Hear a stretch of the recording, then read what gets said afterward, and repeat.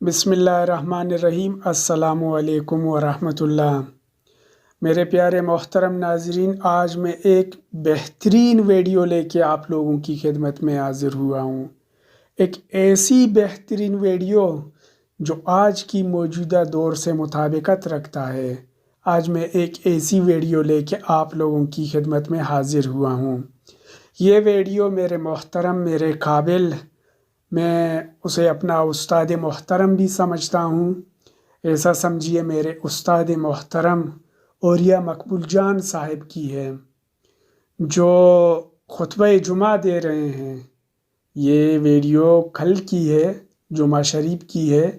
خطبہ جمعہ کے موقع پہ وہ کیا خطاب فرما رہے ہیں کسی بڑے جامع مسجد میں، تو آئیے یہ ویڈیو دیکھتے ہیں کہ محترم کیا فرما رہے ہیں۔ موجودہ دور کے حالات سے مطابقت رکھتے ہوئے انہوں نے اس دور کو مد نظر رکھتے ہوئے اپنی یہ تقریر کی ہے۔ تو چلیے آئیے میرے پیارے بہن بھائیوں، میرے محترم ناظرین، یہ ویڈیو دیکھتے ہیں اور اصل حالات اور اصل حقائق سے معلومات اور انفارمیشن حاصل کرتے ہیں۔ تو چلیے آئیے ویڈیو کی جانب بڑھتے ہیں اور اپنے ویڈیو کا آغاز کرتے ہیں۔ الحمدللہ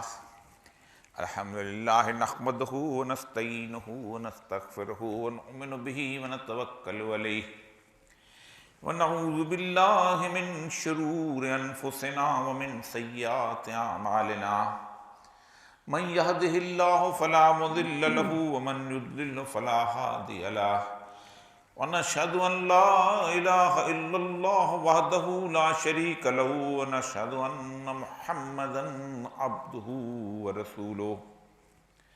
قال اللہ تبارک و تعالی فی کلامہ المجید وفرقانہ الحمید۔ اعوذ باللہ من الشیطان الرجیم، بسم اللہ الرحمن الرحیم۔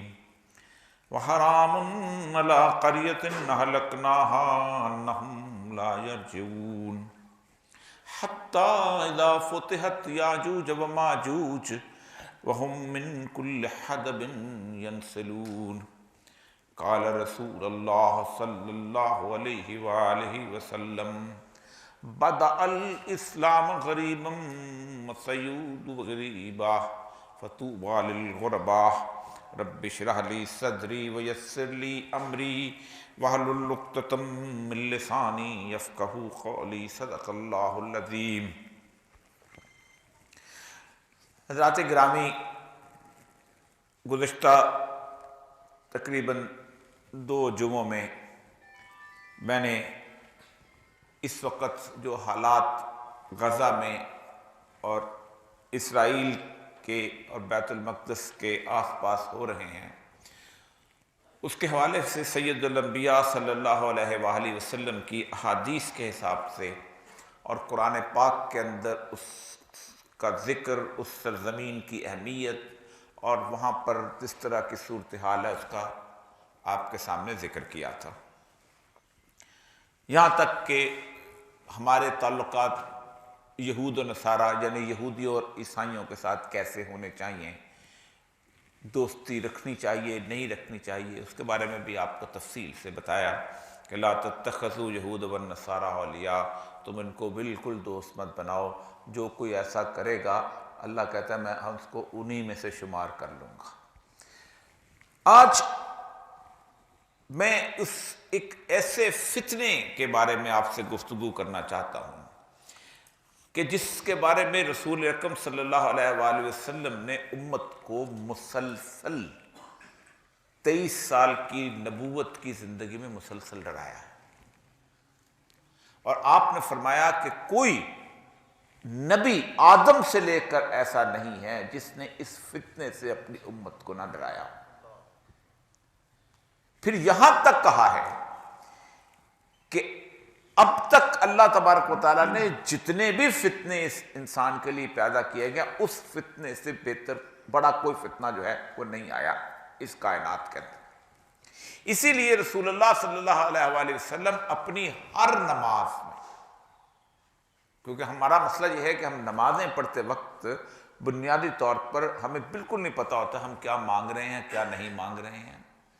یعنی اتنی شاندار آیت جو قرآن پاک کی ہے جس کو ہم پڑھتے ہیں، جو پہلی سورت ہے آپ الحمدللہ رب العالمین، ہمیں بالکل نہیں پتہ چلتا کہ ہم کیا کہہ رہے ہیں. ایاک نعبد و ایاک نستعین کا کیا مطلب ہے بالکل نہیں پتہ چلتا کہ تیری ہی عبادت کرتے ہیں. عبد کہتے ہیں غلامی کا، ہم تیری غلامی کرتے ہیں اور تجھ سے ہی مدد مانگتے ہیں.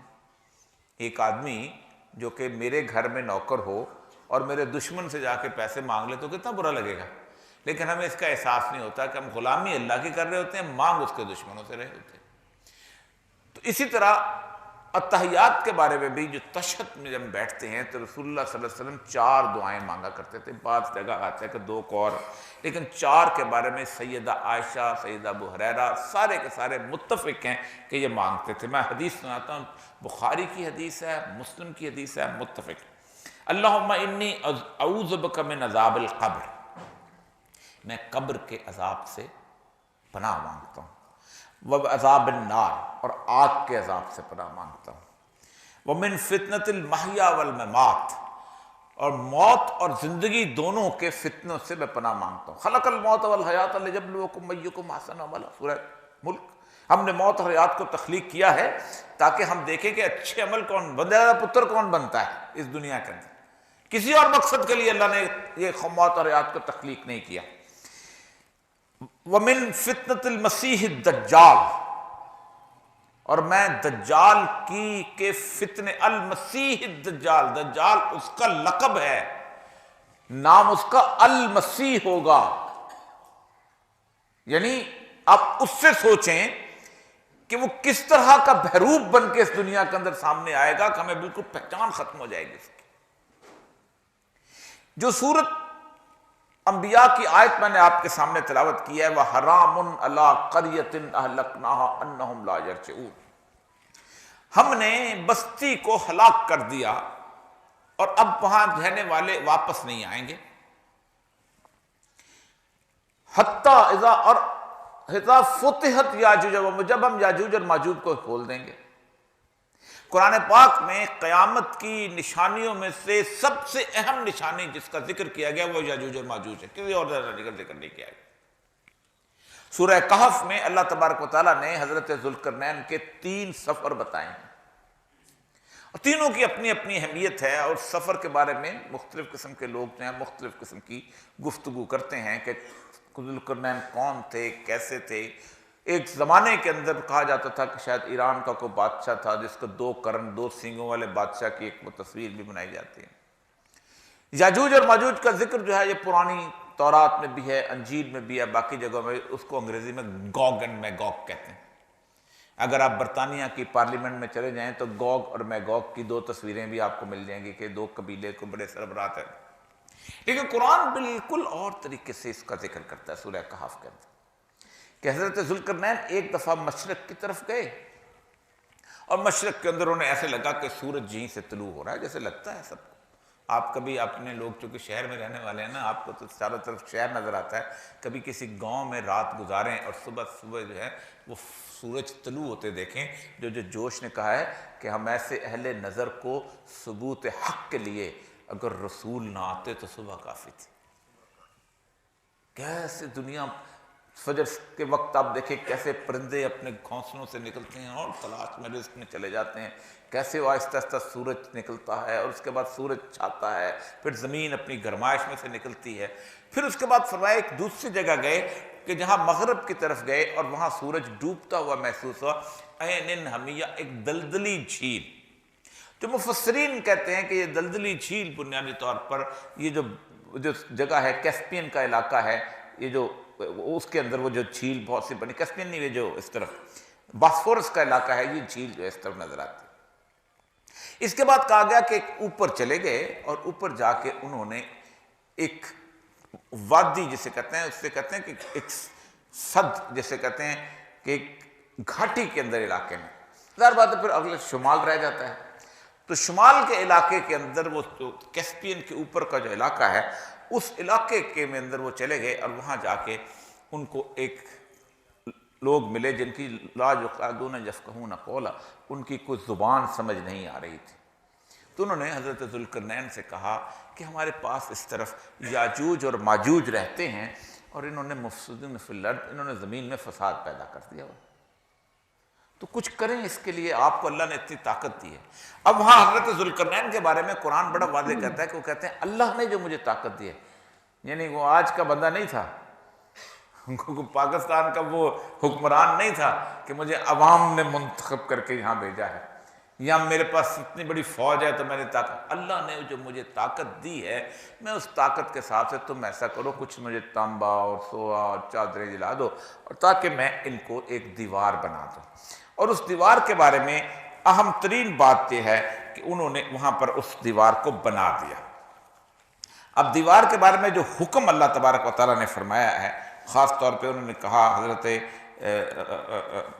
ذوالقرنین نے، انہوں نے کہا کہ جب اس کا وقت آئے گا، جو قرآن کے خاص الفاظ ہیں اس کے بارے میں، تو پھر یہ خود بخود یہ ٹوٹ جائے گی، ورنہ نہ یہ اس میں سے راستہ نکال سکتے ہیں اور نہ یہ توڑ سکتے ہیں۔ قرآن سورہ احقاف کی آیات کے اندر بڑا واضح اس کے اندر فَمَا اسْتَطَاعُوا أَن يَظْهَرُوهُ وَمَا اسْتَطَاعُوا لَهُ نَقَبًا، وہ اس میں چڑھ کر بھی نہیں آ سکتے اور اس میں نقب لگانا اور بھی مشکل ہے۔ قَالَ هَذَا رَحْمَةٌ مِّن رَبِّي، یہ میرے رب کی رحمت ہے کہ تم بچے ہوئے ہو۔ وَإِذَا جَاءَ وَعْدُ رَبِّي جَعَلَهُ دَكًّا، اور جب میرے رب کا وقت، وعدے کا وقت آئے گا تو اس کو توڑ دیں گے۔ وَكَانَ وَعْدُ رَبِّي حَقًّا، اللہ کا وعدہ جو ہے یہ بہت حق ہے۔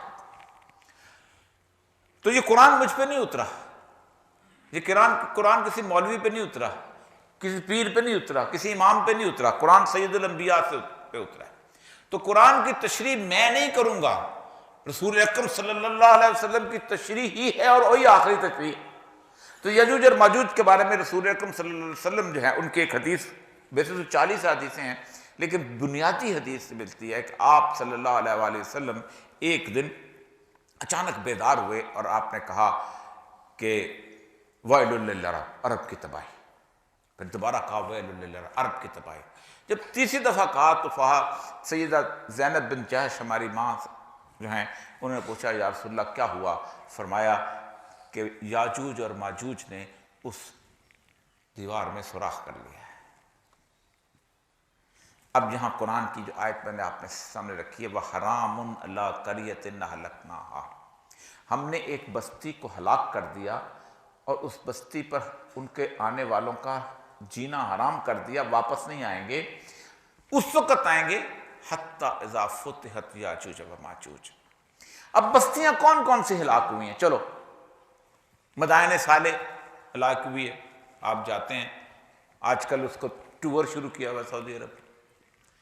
یعنی آپ سوچیں کہ رسول اکرم جب تبوک پہ جا رہے تھے تو آپ نے لوگوں سے کہا کہ جلدی سے نکلو، یہ عذاب کی سرزمین ہے۔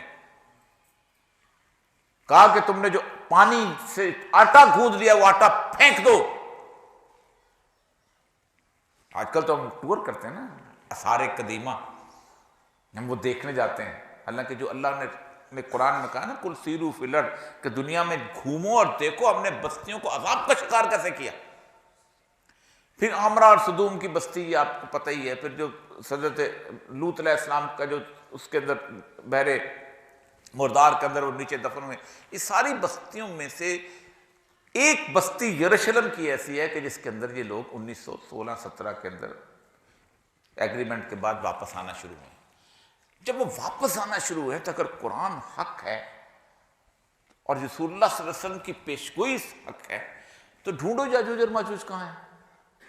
اب اس کے بارے میں مفسرین مختلف قسم کی پہلے ٹامک ٹوئیاں مارتے رہے، اور ظاہر بات ہے ہم لوگوں کی ٹامک ٹوئیاں ہی ہوتی ہیں۔ رسول اللہ صلی اللہ علیہ وسلم کے علم کے اندر پرواز کرنے کی جو بڑے بزرگ عالم بھی کوشش کرتے تھے وہ سوچتے تھے کہ کیا ہے۔ آج بھی 2-3 قسم کے مختلف قسم کے لوگوں نے آئیڈیاز بنائے ہوئے ہیں کہ یہ یاجوج اور ماجوج ہو سکتے ہیں۔ جو جغرافیہ بتاتا ہے وہ یہ ہے کہ کیسپین کے اوپر کا جو علاقہ ہے یا چین یا روس کا علاقہ بنتا ہے، لیکن تاریخ 2 چیزیں بڑی اہم بتاتی ہے۔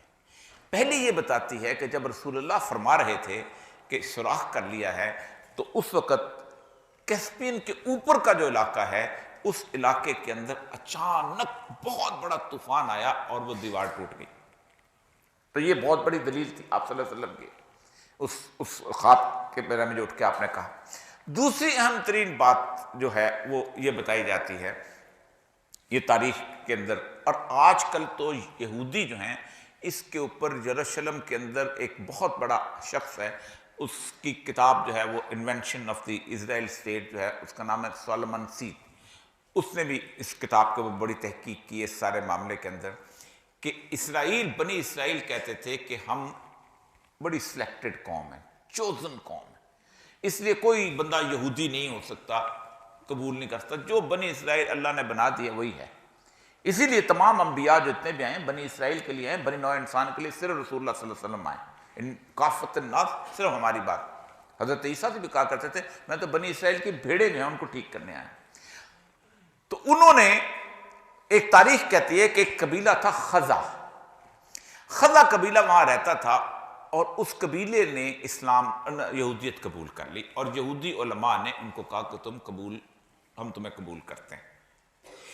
وہاں سے جو اصل پرانے بنی اسرائیل یہودی تھے، میں ابھی پچھلے دنوں باکو گیا ہوا تھا، تو باکو میں ایک ان کا گاؤں ہے قبالہ، وہ وہاں چلے گئے کہ ہم بنی اسرائیل سے ہیں، ہم ان کو نہیں مانتے، لیکن وہ یہودی بن گئے، وہ اشکنازی جوز تھے۔ یہ اشکنازی جو ہیں یورپ کے مختلف ملکوں کے اندر رہنے لگے، کوئی ملان چلا گیا، کوئی کرتبہ کو جو اسپین چلا گیا، کوئی انگلینڈ میں چلا گیا، سارے کے سارے یہ جتنے بھی اس وقت دنیا میں چھائے ہوئے یہودی ہیں پوری دنیا کے اندر، ان میں سے بنی اسرائیل زیادہ سے زیادہ 10% ہیں، باقی 90% وہ یورپ کے جوز ہیں۔ اسی لیے اس نے یہ کہا ہے کہ یہ جو تصور پایا جاتا ہے کہ سن 70 عیسوی میں جب رومنز نے یہودیوں کو نکالا ہے اس کے بعد، اور اس نے تو برباد کر دیا ان کا ہیکل جو ہے، کیونکہ اللہ نے ان کو سزا دی تھی حضرت عیسیٰ کو صلیب پہ چڑھانے کے لیے، جنہوں نے پوری سازش کی تھی، تو اس کو نکال دیا تھا۔ اللہ کہتا ہے وَإِذَا جَاءَ وَعْدُ الْآخِرَةِ، جب دوسرا وعدہ آیا ہے تو پھر ہم نے تمہارے پر ایسے بندے بھیجے ہیں کہ انہوں نے تمہیں بستیوں سے نکال دیا، تمہاری بستیوں سے نکال دیا، اور اوقاف کا قطعناہم فی الارض امما، ہم نے پوری دنیا میں مختلف جگہ پر تم کو تقسیم کر دیا۔ تو وہ کہتا ہے یہ تھوڑے سے آئے ہیں، لیکن زیادہ تر وہ یہودی ہیں جو کہ بیسیکلی بنی اسرائیل نہیں ہے، وہ یہاں پر آ کے پہنچے۔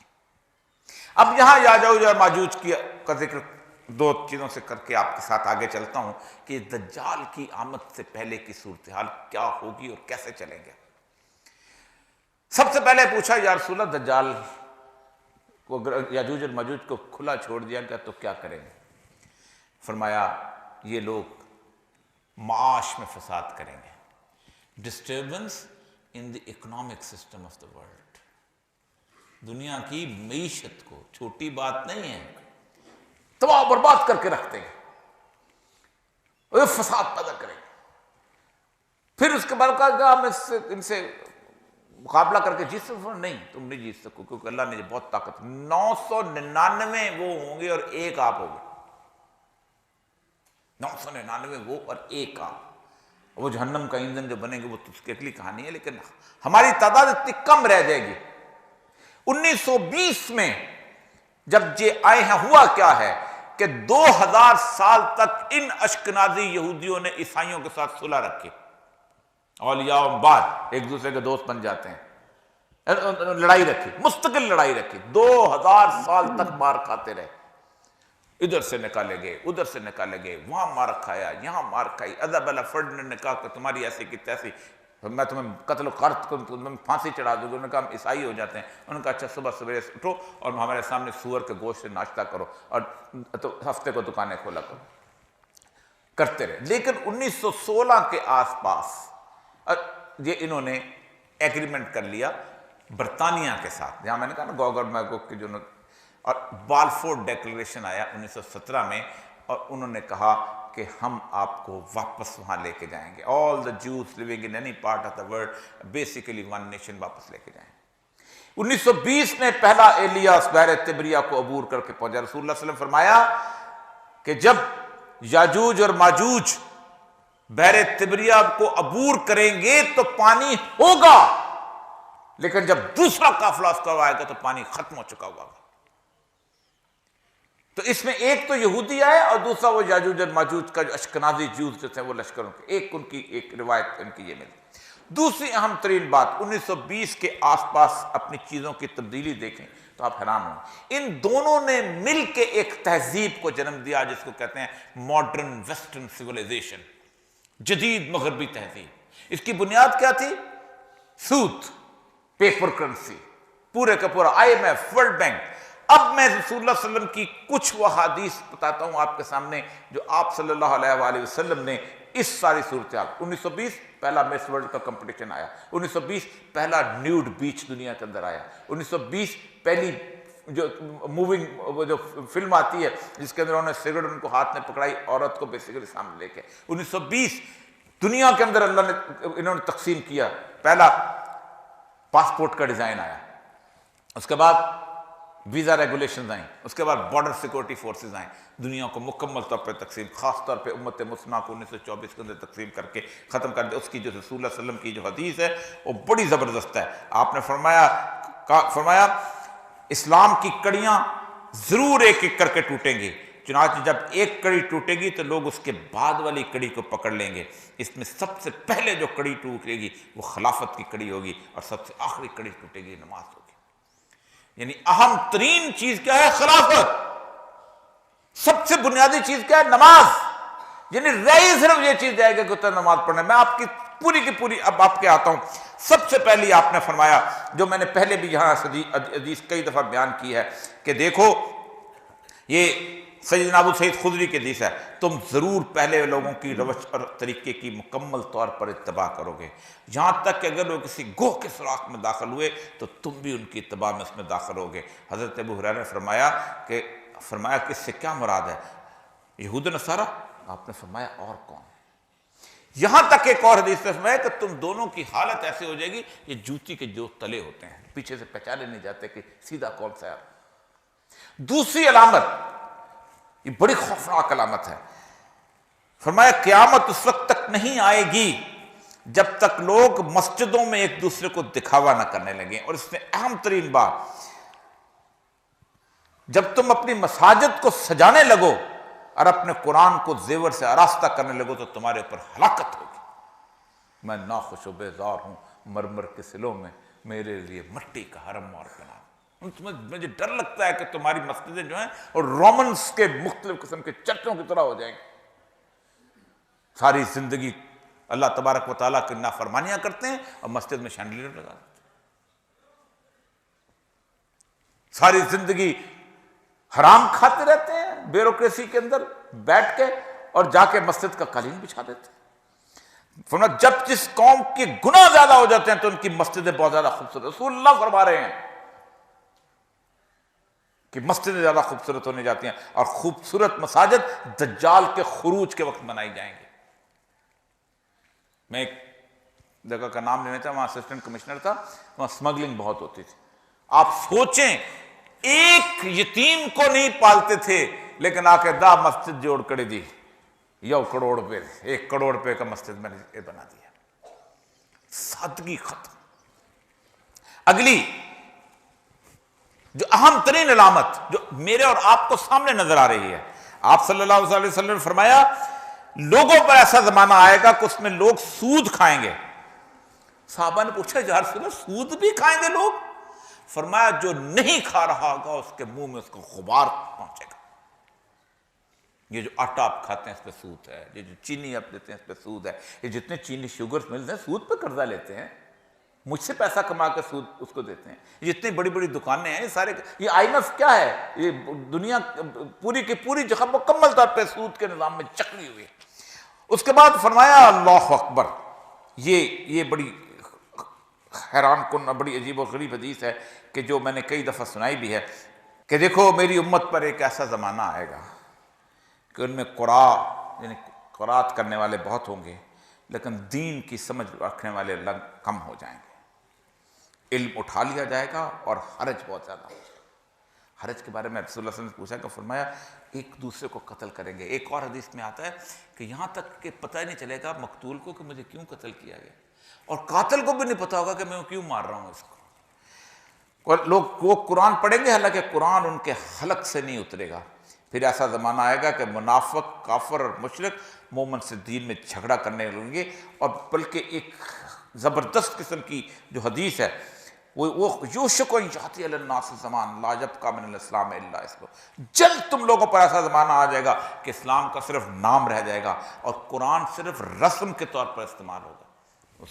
اس کے اوپر سے گزار دو، بیچ سے بیٹی کو گزار دو، اس کو جناب چوم کر کے رکھ لو، تلاوت کر لو. اور تلاوت بھی ہم بغیر سمجھ کے کرتے ہیں. آپ سوچیں کہ ایک حدیث ہے، ایک آیت جو اگر آپ نے تلاوت سمجھ کے کر لی، قرآن کو اگر سمجھ کے پڑھا تو وہ 2 سال کی عبادت سے زیادہ ہے. آپ دیکھیں کتنی دفعہ آپ نے سورہ فاتحہ پڑھی ہوگی، کتنی دفعہ ایک سورت پڑھی ہوگی، کتنے ٹھیک. ان کی مساجد، اللہ اکبر، مساجدہم عامرۃ خراب من الہدی، خوبصورت قسم کی مسجدیں بنائیں گے لیکن ہدایت سے خالی ہوں گے. علماءہم شر من تحت آدم السماء، اور آسمان کے نیچے علماء سب سے بدترین مخلوق بن جائیں گے. تخرج فتنہ فہمتہ، فتنہ انہی میں سے نکلے گا اور انہی میں جا کر گم ہو جائے گا. ایسے ہی ہے. آپ مجھے بتائیے غزہ میں اس وقت جو کیفیت ہے، پاکستان کے اندر جلوس نکلے ہیں، ہر ایک پارٹی، مذہبی پارٹی کا اپنا جلوس نکلا ہے. جماعت اسلامی کا اپنا، تحریک لبیک کا اپنا، مولانا فضل الرحمان کا اپنا. یہودی کے خلاف تم اکٹھے نہیں ہو سکتے، کسی اور کے خلاف کیا اکٹھے ہو گئے تم لوگ؟ تم سے تو وہ خدا کی قسم اٹھا کہتا ہوں کہ وہ عورت اچھی ہے کہ جس نے لاکھوں کے مجمع کے اندر کھڑے ہو کے جس وقت اس نے میسج پڑھا ہے اس ہسپتال کا جس کو یہودیوں نے اس وقت گھیرے میں ڈالا ہوا ہے، اس نے کہا دیکھو مجھے اس جگہ سے میسج آیا ہے اس ڈاکٹر کا کہ ہو سکتا ہے کہ جب یہ میسج تم پر پہنچے ہم زندہ نہ، اور وہ رو پڑی ہے. تم سے تو کینیڈا کے وہ لوگ اچھے ہیں کہ جس وقت کینیڈا کا اس کا جلوس کو روکنا شروع کیا انہوں نے اسرائیل کے خلاف تو انہوں نے نماز پڑھنی شروع ہوگی. عیسائی، سکھ، سب کے سب نماز میں شریک ہو گئے. یہ ہماری کیفیت ہے. پھر آپ نے فرمایا خلافت کی جو میں نے آپ کے سامنے رکھ دی، اور پھر سب سے اہم ترین بات آپ نے فرمایا کہ اس امت میں کچھ ایسے لوگ ہوں گے جو رجم کا انکار کریں گے. سنگساری، یہ اتنی سخت سزا دیتے ہیں، زنا کستا. ہمارے کچھ علماء ایسے ہیں کہ رجم کا انکار کرتے ہیں. آج کے دور کے اندر میں نام لوں تو آپ کو خود ہمارے امین ناصر اسلائی صاحب سے رجم کا انکار، غامدی صاحب رجم کا انکار کرتے ہیں، اور دجال کی آمد کا انکار کریں گے. آپ دیکھ لیں، میں جب بھی دجال کا ذکر کرتا ہوں میرا مذاق اڑایا جاتا ہے کہ دیکھیں جی یہ ایسا لگتا ہے ساہیوال پہنچ گئے. میں نے کہا واہ، صحابہ کہتے تھے جب دجال کا ذکر سنتے تھے تب مسجد نبوی سے باہر نکل کے کانپنے لگتے تھے کہ اس جھاڑی کے پیچھے چھپا ہوا نہ ہو. پھر آپ نے فرمایا کہ ضرور ایسا زمانہ آئے گا کہ علماء کے بارے میں کہ ان کو ایسے قتل کیا جائے جیسے چوروں کو قتل کیا جاتا ہے. گزشتہ 20 سال سے کیا ہو رہا ہے؟ پہلے پولیس کے ناکے میں کس کو روکا جاتا تھا؟ جو سلطان رائی ٹائپ بدماش ہوتا تھا. کس کو روکا جاتا تھا؟ کہ جو عجیب و غریب ٹیڑھا ٹیڑھا پان کھا رہا ہوتا تھا. آج کس کو روکا جاتا ہے؟ جس کے ماتھے پہ محراب ہے، جس کے ٹخنوں سے اوپر شلوار جس نے پہنی ہوئی، جس نے پگڑی ڈالی ہوئی. نہیں روکا جاتا. دہشت گرد ہو تم، ادھر آ جاؤ، سائڈ پہ ہو جاؤ. سید الانبیاء صلی اللہ علیہ وسلم فرمایا ان کو ایسے قتل کیا جائے گا جیسے مجرموں کو قتل کرتے ہیں، چوروں کو قتل کرتے ہیں. اور کاش علماء جان لیں اور انجان بن جائیں. اور پھر ایک اور حدیث آپ نے فرمایا اس وقت ظہر الفساد فی البر والبحر کی آیت پڑھی اور فرمایا فالج بہت عام ہو جائے گا. کبھی سوچا تھا ہارٹ پلپٹیشن ہوئی اور فالج عام ہو گیا؟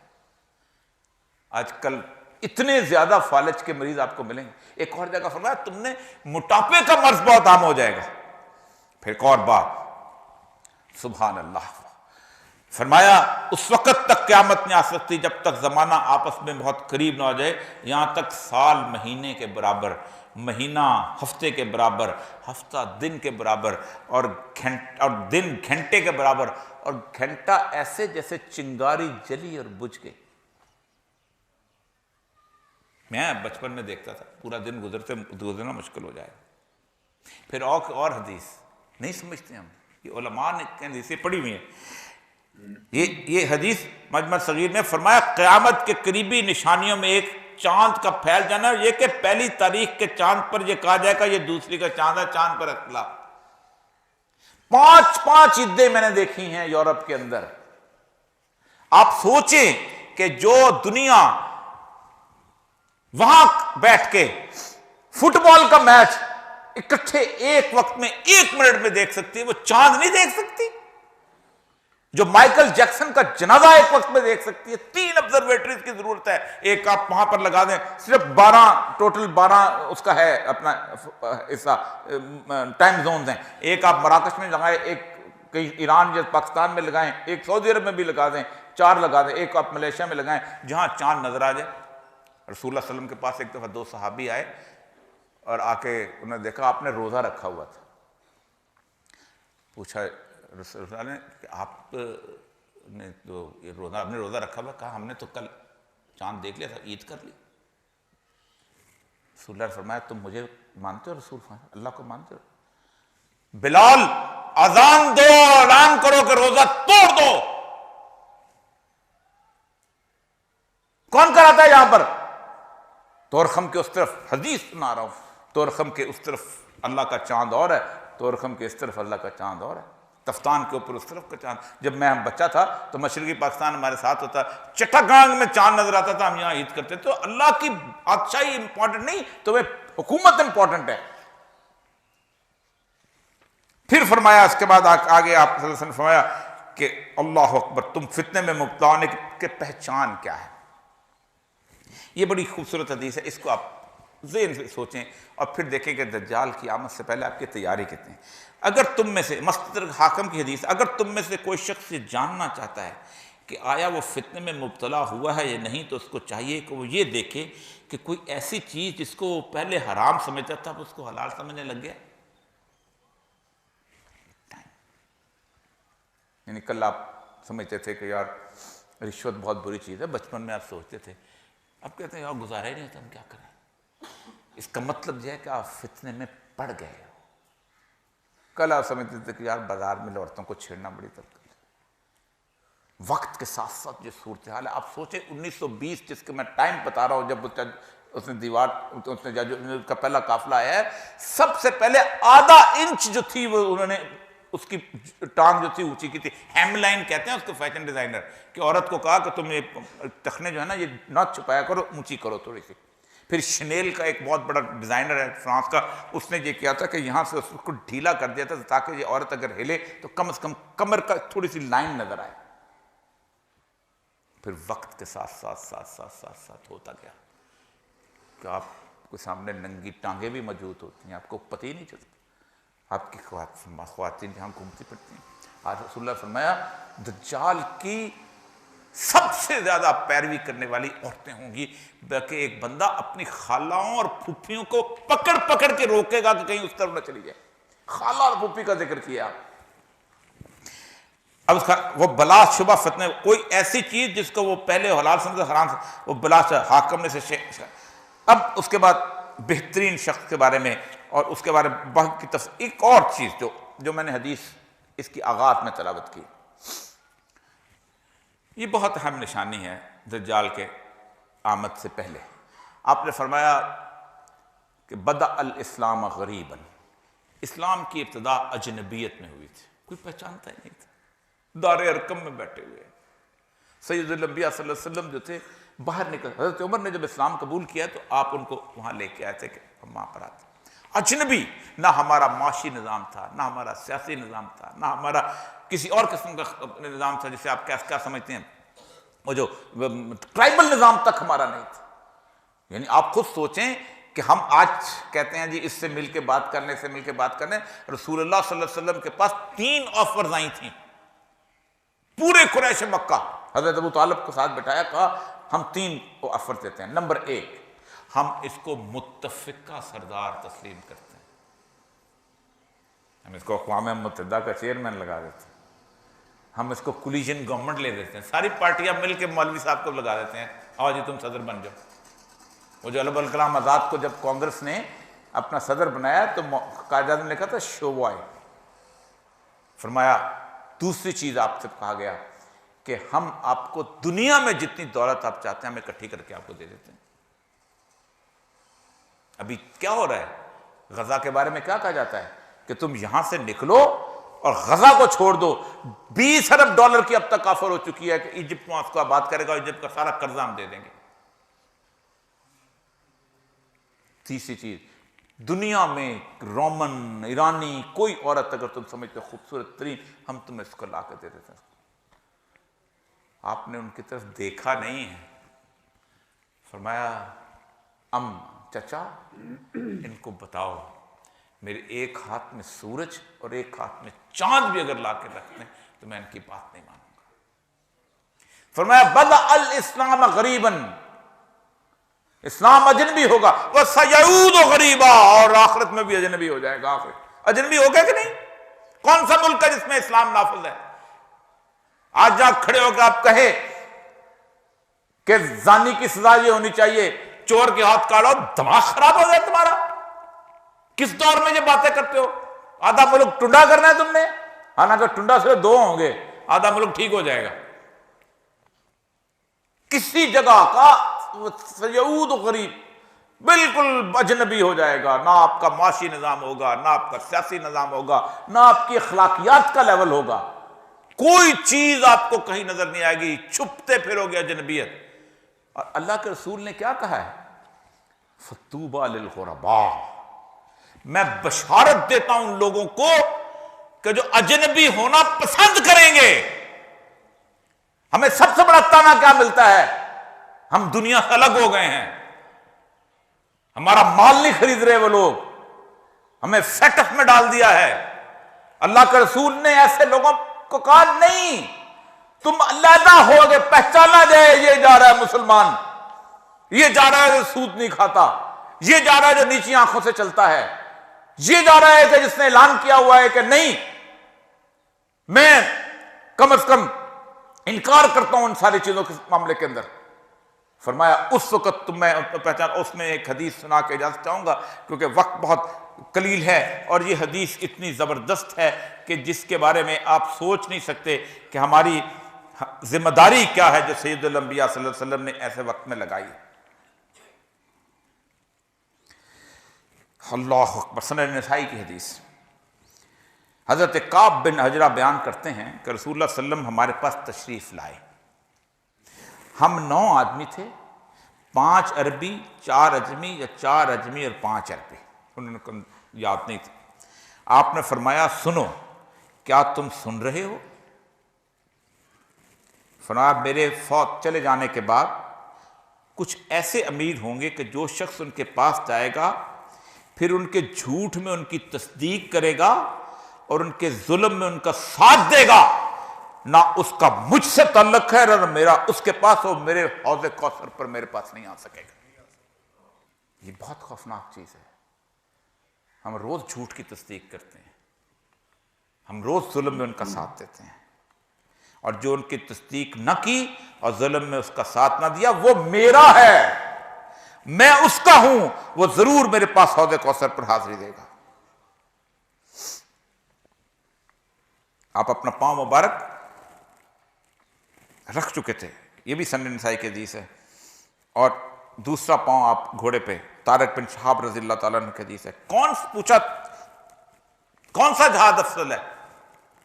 پھر فرمایا کلمہ حق عند سلطان الجائر، ظالم بادشاہ کے سامنے کلمہ حق کہنا۔ 53 لاکھ مسلمان 9/11 کے بعد سے امریکہ نے قتل کر دیے ہیں۔ کتنے لوگ ہیں جو امریکہ کے خلاف گفتگو کرتے ہیں اس دنیا کے اندر؟ کتنے لوگ کہتے ہیں یہ سلطان الجائر ہے؟ کتنے لوگ کہتے ہیں یہ طاغوت ہے؟ صرف میں نے دجال کی نشانیاں آپ کے سامنے رکھی ہیں، وقت کم ہوتا ہے۔ آج میں اس کی پہچان، اور ایک پہچان یاد رکھیں، اس کا نام المسیح ہے۔ مرزا جو تھا وہ مسیح کے نام پہ آیا تھا، اس نے اس حساب سے۔ دجال اس کا عرف ہے، جھوٹوں کا، بڑا جھوٹا، سب سے بڑا جھوٹا۔ بہرحال اللہ تعالیٰ ہمیں اس دور کے اندر کم از کم یہ دعا ضرور مانگ لیا کریں، اللہم انی اعوذ بک من عذاب القبر وعذاب النار ومن فتنة المحیا والممات ومن فتنة المسیح الدجال۔ اے اللہ میں 4 چیزوں کے فتنوں سے، 4 چیزیں، 2 عذابوں سے، قبر کے عذاب سے اور آگ کے عذاب سے، اور زندگی اور موت کے فتنے ان سے، اور دجال کے فتنوں سے۔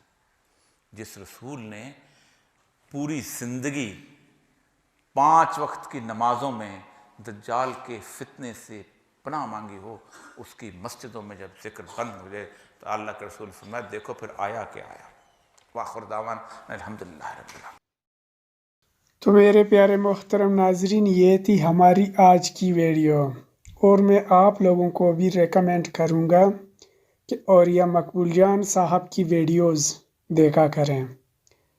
یہ اینڈ آف ٹائمز کے حوالے سے، مطلب قرب قیامت کے حوالے سے، یہ ریفرنسز سے بات کرتا ہے، مستند حوالے جات دے کے یہ اپنی بات لوگوں تک پہنچانا چاہتا ہے اور لوگوں کو سمجھانا چاہتا ہے، بالکل مدلل انداز میں دلیل دے کے لوگوں تک بات پہنچاتا ہے۔ اور دجال کے حوالے سے موجودہ دور میں اس کے علاوہ میں نے کسی کو اتنا زیادہ بولتے ہوئے نہیں دیکھا ہے۔ یہ ہمارے لیے ایک قیمتی اثاثہ ہے۔ ان کی ویڈیوز دیکھ لیجئے، ان کی ویڈیوز واچ کیجئے، اور میں تو اسے اپنا استاد محترم مانتا اور سمجھتا ہوں۔ اس کی میں کوئی ایک بھی ویڈیو مس ہونے نہیں دیتا، میں دیکھتا رہتا ہوں۔ امید کرتے ہیں کہ آپ لوگوں کو ہمارے ویڈیوز پسند آ رہے ہوں گے۔ اپنی پسندیدگی کا اظہار ہمارے ویڈیوز کو لائک، کمنٹس اینڈ شیئر کر کے کیا کریں۔ ملتے ہیں ایک ایسی ہی انٹرسٹنگ ویڈیو کے ساتھ، تب تک کے لیے اجازت دیجیے۔ اللہ حافظ۔